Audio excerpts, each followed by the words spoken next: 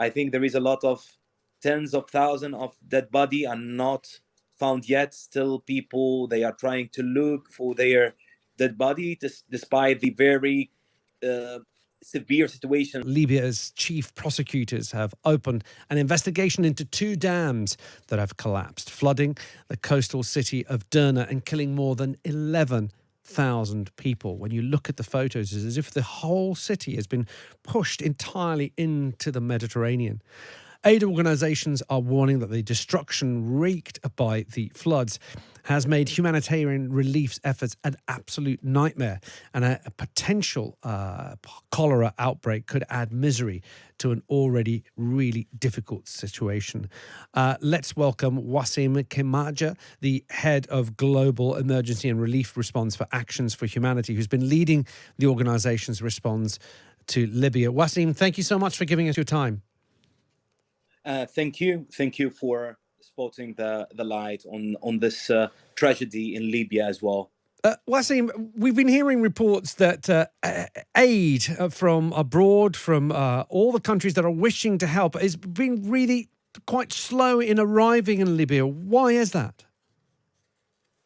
So technically, for two reasons. First of all, that I think, as you just clearly mentioned, the whole city of Derna, which is the most impacted by the explosion of the two dam and the Daniel storm hurricane. So technically, the whole city was pushed down on the sea, in the Mediterranean Sea, and it left a thousand of tons of mud.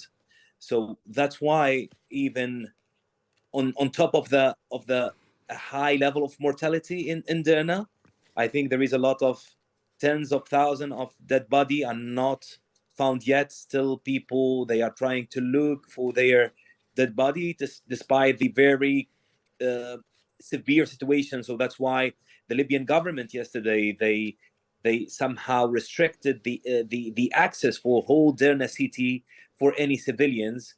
And as you mentioned, because there is a high level of waterborne disease, such cholera or some waterborne disease, etc.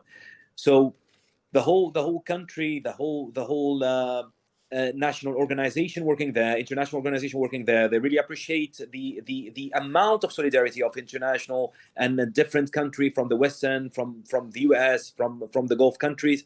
However, from logistic perspective, all the roads that bringing to Derna is completely blocked. And the second thing, the whole city is under the mud now. So this is what makes things very, very slow.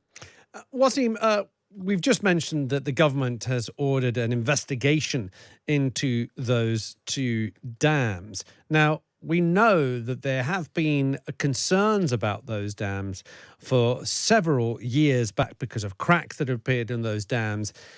How reliable do we think this investigation is going to be, considering that ultimately the fault will probably or possibly lie with the authorities, the government itself, for having ignored concerns about those two dams?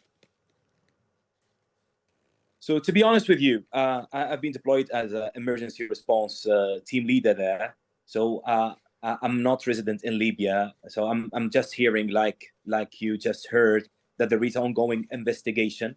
But technically, we have to remember ourselves and to remind people that Libya itself, they went through a very critical political and civil war since 2011, and this, I think, has made a big impact on the infrastructure, etc.